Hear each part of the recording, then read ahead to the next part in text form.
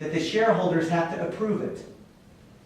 And, there are any number of different approaches that I would encourage y'all to consider within it. And that's why it's not either or, it's both and. And I want to work with you in any way I can, because I know that I am with allies overall. And yes, at the end of the day, we'll be parsing some things.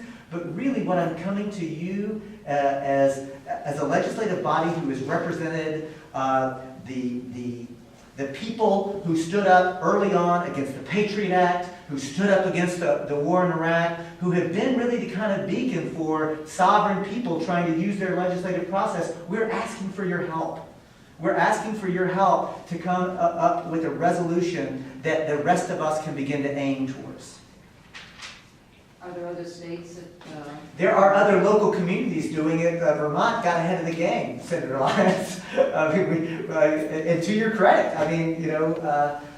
so the short answer is we are in conversation with individual legislators at this point, but nothing has moved as quickly as Vermont.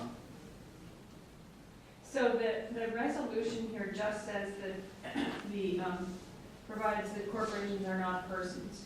That's the entire resolution. It doesn't have anything to do with money is not squeezed or anything. It's the resolution is only for a constitutional amendment that would. Yes, that's the current resolution. Yeah. Yes, ma'am. And again, that is why because we're trying to keep it simple. We're trying to make it clear that this is a first principle claim for the resolution, and it's one that we are trying to draft that we know will get support from principled conservatives, principled progressives, independents. We want, I would like to be able to sit down with a Tea Party adherent and lay out why a resolution opposing corporate constitutional rights is something that does not run afoul of them as well. When it comes down to legislating, you know that there'll be differences with many of these people. That's okay. And that, frankly, that's what the democratic process is supposed to be about. Whenever our elected representatives are actually debating, and yes, compromises get made. But on terms of a first principle, who has the authority to actually claim that they have inherent, inalienable rights? That's something that I think that we want it to be clear, crisp, and clean.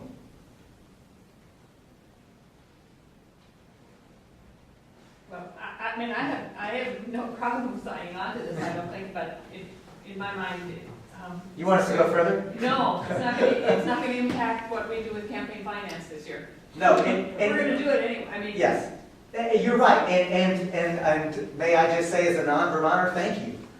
Seriously, I wish that more state legislatures were taking up the gauntlet that clearly the Citizens United case represents, and unfortunately, most of the states are taking up that gauntlet in a very anemic way, in my opinion. Well, we've been trying to take up campaign finance reform since it was struck down a few years ago, and now we've got a governor that might sign on to it. So. And I think there was a little bit of confusion because I think part of this movement to amend the Constitution around corporate personhood was kind of reinvigorated because of the Citizens United case, but I don't think it's necessarily meant to change the campaign finance laws. Right, I just misunderstood. I do too. I misunderstood the entire thrust. Why we were here. Why we were here. Right. Fairness. Thank you, Anthony. That's exactly right. I've been at this. Look, I was a practicing lawyer with a successful law practice before I first sort of understood the narrative arc for how the corporate forum had basically hijacked. I heard a lecture by Richard Grossman of the Program on Corporations, Law, and Democracy, and within a year, I was a half-time lawyer going around giving lectures and presentations. Within 2 years, I had basically quit my law practice as I laughingly say, a full-time itinerant social justice organizer. I've been dedicating my life to the proposition of, and this is not rhetoric for me, y'all, to make the promise of a democratic republic a reality. Because I don't think that we're living in one now. And that's one that a lot of people either resist when they first hear, but I don't believe it. Well, you'll notice that there are 4 legislators here, and they're all on my committee because I told them they had to come. It has to do with campaign finance. What committee is that? Huh? What committee is that? Government operations, it's the one that deals with campaign finance, and Well- state constitutional amendments, but not US. Well, So Senator, to be fair, the other committees are doing their other things. They are doing their other things. We're an afternoon committee, so we could, no, I understand. And, well, Senator, the other thing is, just because it is both and I do want to encourage you to do it, I hope that you will consider this idea that I've been sort of trying to seed in other places to require a vote of the shareholders before corporate money is we've spent. got our own guy over Oh, yeah, here pushing that on us. So anyway, I mean, I think that, but I do think that, and I'm not an elected official, but I am a political organizer, and I am a builder, and I know and believe that if this resolution, and as this resolution continues to pick up steam, and it is, that it will actually help propel the work that you're doing at the legislative level. It will work hand in hand. It won't detract from, it will actually add to, I believe. It will be a leveraging moment. And also, it will help us to begin to build the kind of movement that we need to not only deal with campaign finance reform, but genuine healthcare reform, to deal with the continued exportation of our jobs. I mean, it really is kind of a worldview about the fact that we, the people, are supposed to be in charge.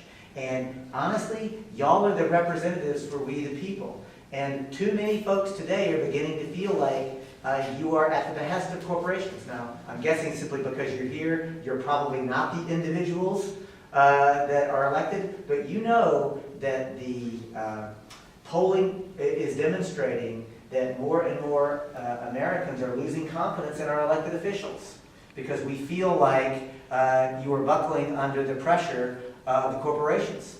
And in many respects, I know personally that that is not only untrue, but incredibly unfair, because I know friends who are elected officials who are not only not buckling, but are fighting like hell. But I'm just getting to the point that I think a resolution like this gives you the space and on the inside, and me the space on the outside, for us to actually build a movement that will actually increase both of our efforts. Thank you. So I will be in touch with Senator Lyons and anybody else who would like to continue this conversation about bringing this forward. I can tell you, it looks like the Rural Vermont and Vermont Women's International League for Peace and Freedom are going to be proceeding for the next town hall meeting process that we're capable of. We missed the deadline for this one, but in the next year, we intend to make this one of the principal things that town hall meetings actually take up. Town meeting. Town meeting, I'm sorry, yes, town meeting, yes, ma'am. Would it-